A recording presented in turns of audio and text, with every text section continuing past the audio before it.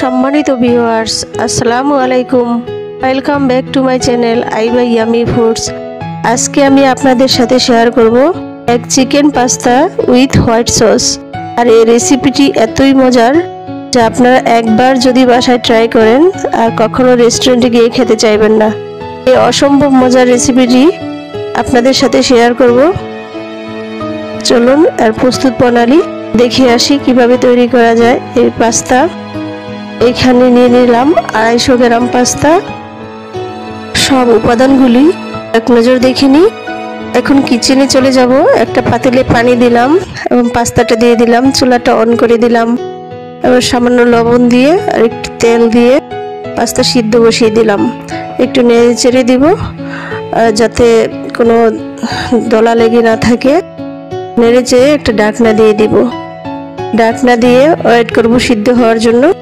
এবার চেক করে দেখব সিদ্ধ হয়েছে কিনা। হ্যাঁ, আমার পাস্তাটা সিদ্ধ হয়ে গেছে। এবার রেখে দিব এক সাইডে। এখন হোয়াইট সস তৈরি করে নেব। এখন 2 চামচ গলানো বাটার দিয়ে দিলাম 2 চামচ ময়দা। বাটারের সাথে ময়দাটা নেড়ে চেড়ে ভেজে নেব।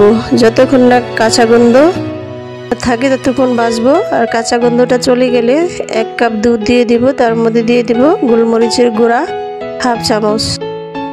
কিছুক্ষণ নেড়ে আমি এখন অ্যাড করে দিব 2 চামচ চিনি। আর এটা অ্যাড করার পর এটাও নেড়ে চেড়ে মিশিয়ে নেব। সসের ঘনত্বটা দেখুন হয়ে গেছে। এখন আমি এটা তুলে নেব। তুলে এক সাইডে রেখে দিব। এই পর্যায়ে আমি কড়াইয়ে তেল দিয়ে দিব সামান্য পরিমাণে। তেল দিয়ে এখন একটা ডিম ফেটিয়ে রেখেছি, ডিমটা ভেজে নেব। আর ডিমটা স্ক্রাম্বল করে ভাজতে হবে যাতে শক্ত না হয়ে যায়। আর দেখুন আমি কিভাবে ভাজতেছি। এভাবে করে খুন্তি দিয়ে আস্তে আস্তে করে চেপে চেপে এভাবে ভাজলে এটাকে স্ক্রাম্বল করা ভাজা বলে। এভাবে ভাজলে এটার জুসিনেসটা বজায় থাকে। এটা আমার হয়ে গেছে। এখন আমি তুলে রেখে দিব এক সাইডে। এখন চলে যাব মূল রান্নায়। প্যানের মধ্যে 2 চামচ গলানো বাটার দিয়ে দিলাম। বাটার সম্পূর্ণ গলে যাওয়া পর্যন্ত ওয়েট করব। এখন গলে গেলে আমি এর মধ্যে দিয়ে দেব 1 চামচ রসুন কুচি। আর এটাকে আমি দিয়ে নেড়ে চেড়ে আস্তে আস্তে আস্তে থাকবো। এটা বাটারের মধ্যে রসুন কুচির একটা স্মেল অসাধারণ। এ পর্যায়ে দিয়ে দিব আমি পেঁয়াজ কুচি। পেঁয়াজ কুচিটাও আস্তে আস্তে ব্রাউন করে ভেজে নেব। বাঁচতে বাঁচতে যখন এটার কালার চেঞ্জ হবে, একটু একটু ব্রাউন হবে, তখন আমি অ্যাড করে দিব ছোট করে টুকরো করে রাখা চিকেন 1 কাপ। এর মধ্যে এই চিকেনটার সাথে পেঁয়াজ রসুনের বাটারের মিশ্রণটা ভালোভাবে মিশিয়ে এখন দিয়ে দিব সয়া সস 1 চামচের মতো। সয়া সসটা দিয়ে নেড়ে চেড়ে মিশিয়ে নেব। তারপর দিয়ে দিব এখানে গোলমরিচের গুঁড়ো হাফ চা চামচ। এর মধ্যে দিব অরিগানোটা দিলে একবারে দোকানের মতো অনেক টেস্ট হয়। যেন এটা থাকলে দিবেন, আর না থাকলে স্কিপ করতে পারেন। এর মধ্যে দিয়ে দিলাম টমেটো কুচি, গাজর কুচি, তারপরে দিয়ে দিব বরবটি কুচি। এগুলি দিয়ে নেড়ে চেড়ে কিছুক্ষণ ভাজতে থাকবো।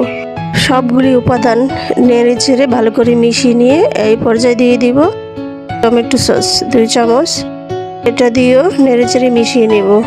মিশিয়ে নিয়ে এ পর্যায়ে আমি ঢাকনাটা দিয়ে দিব কিছুক্ষণের জন্য যেন মাংসটা সিদ্ধ হয়ে যায়। তারপর আমি এখন করে দিব ভেজে রাখা ডিমটা দিয়ে নেড়ে চেড়ে মিশিয়ে নেব। মিশিয়ে নিয়ে এখন আমি দিয়ে দিব সিদ্ধ করা পাস্তাটা দিয়ে সবগুলো উপাদান একসাথে ভালোভাবে মিশিয়ে নিব। এই পর্যায়ে ভালোভাবে নেড়ে চেড়ে কিছুক্ষণের জন্য ভাজতে থাকবো। এটা দেখা যাবে যে ভাজতে ভাজতে যাতে সবগুলো উপাদান ভালোভাবে মিশে যায়। এই পর্যায়ে দিয়ে দিব চিলি ফ্লেক্সটা হলো শুকনো তাওয়ায় মরিচ তেলে ক্রাশ করে নেওয়া। আর একটু চেক করে দেখলাম লবণ কম হয়েছে, একটু লবণ দিয়ে দিলাম। তারপরে আবার নেড়ে চেড়ে এখানে সবগুলো একসাথে মেশাবো। এখন দিয়ে দিব কাঁচামরিচ কুচি আর একটু ধনেপাতা কুচি। এগুলি দিয়েও মিশিয়ে নিব। মিশিয়ে নিয়ে এট লাস্ট আমি সেই হোয়াইট সসটা মিশাবো। আর এটা দিয়ে একসাথে ভালো করে মিশিয়ে তারপর আমি চুলার আঁচটা বন্ধ করে দেব। এখন সার্ভ করার জন্য পাস্তাটা রেডি। আর আমি একটা সার্ভিং ডিশে তুলে নেব আর সার্ভ করে দেব। আশা করি এই রেসিপিটি আপনাদের ভালো লাগবে। আর যদি ভালো লাগে আমার চ্যানেলটিকে সাবস্ক্রাইব করুন, ভিডিওতে একটা লাইক দিয়ে রাখুন, পাশে থাকা বেল আইকনে ক্লিক করুন। আমি নতুন কোনো ভিডিও আপলোড করলে আপনারা সবার আগে পেয়ে যাবেন। আর বেশি বেশি শেয়ার করুন ফ্রেন্ডস অ্যান্ড ফ্যামিলির সাথে। আর রেসিপিটি অবশ্যই বাসায় ট্রাই করবেন। পরবর্তী ভিডিও দেখার আমন্ত্রণ রইল। এখানেই শেষ। আল্লাহ হাফেজ। Thanks for watching.